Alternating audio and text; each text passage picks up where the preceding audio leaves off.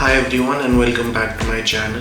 Today I'm going to be reviewing Superman 2025. This movie was directed by James Gunn and stars David Corenswet as Superman, Rachel Brosnahan as Lois Lane, and many other, some familiar and some unfamiliar actors to me personally. Now James Gunn is known for directing movies like the Guardians of the Galaxy franchise and many other superhero outings. This is very similar to a lot of his previous works. He is good at playing around with multiple actors and multiple characters at once. This movie polarized me. This movie has a lot of positives but also a lot of negative aspects to it. I'm going to start with the positive aspects first. David Corenswet as Superman is really good. He tried to create his own character and find his own way into inhabiting the Superman role. Now competing with the likes of Henry Cavill is, I think personally in my opinion, not a very just comparison. Henry Cavill had his own take on Superman and this actor has a new take on Superman, a much more humanized version of Superman. Secondly was Crypto. Crypto was also really fun. I think he was scanned after and made after James Gunn's own pet dog. So I thought that was a nice tidbit. He has a very different kind of personality. Instead of how you would think Superman's pet would actually behave, he behaves in a very different manner. And there's a slight twist to his tale as well. I thought the lighting of this film was quite beautiful. The yellow hues, the landscape shots, the city skyline shots were all beautifully envisaged. The coloring was also well done. And I feel like all the characters, they were true to the comics. Lois Lane was very compelling. I thought she was played very well. Her personality really shone through. The little quips and also the romanticisms between her and Clark Kent versus with her and Superman were also well realized. Jimmy Olsen was also a good and fun role. It was an interesting role and he played it with a lot of humor. I think Nicholas Hoult as Lex Luthor was played very well. I think he embodied Lex Luthor really well. I think this is the best Lex Luthor I've seen in a long time.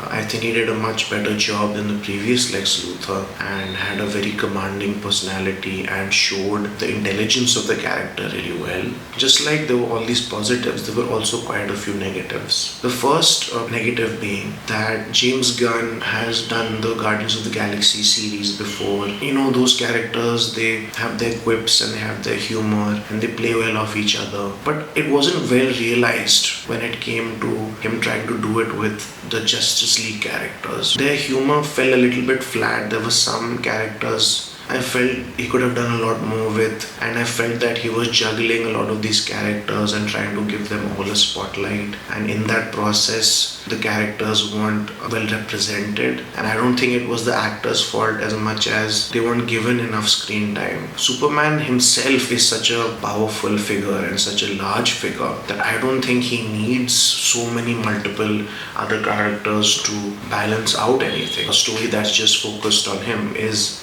good enough and more than good enough. The second setback was the action sequences. I thought the action sequences were way too many and felt very rushed. Even in moments where you think there is going to be some intimate situations or some dramatic situations, suddenly there's action in the background that I felt was kind of wasted and unnecessary. That was, I think, not a good look. I think he should have given the character some more time to breathe. Action when it happened and when it was valid was fun and endearing, but not when it comes to it being there when it's supposed to be a serious scene. It felt like James Gunn was trying to compensate for something. That wasn't right to me. The costumes. I don't think the costumes were really good.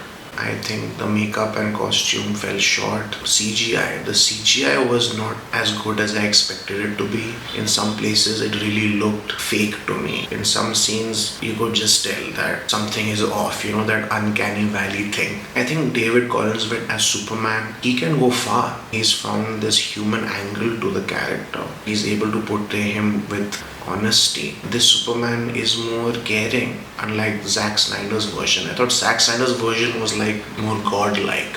showcasing how different he is from humanity. Whereas this Superman is more human and more humanized. You can see his flaws. Now with a character like this, it's always tough to juggle both aspects of his nature, his invincibility and also his humanity. And I think in that sense, James Gunn did a good job between balancing both of those sides. There are also a lot of nice and fun Easter eggs that I felt were quite entertaining and compelling. Seeing this new version of Green Lantern that I had only read as a child in the comics, it was really nice to see that kind of wicked and kind of off-putting version of Green Lantern. I think if they keep making movies with these characters that they've now established, if they commit to this strategy and this kind of storytelling, then I think it can go far. I think this is a little shaky but still solid enough foundation to propel a new chapter in this DC universe, extended universe. I will give this movie a 2.5 out of 5. Simply because a lot of the things I felt were kind of confusing, unnecessary, especially the need to establish so many multiple characters in a movie that is titled Superman. And I think it should have just been about Superman. And of course, the characters that he has an immediate connection with. That's all for this review, and I'll see you all in the next one.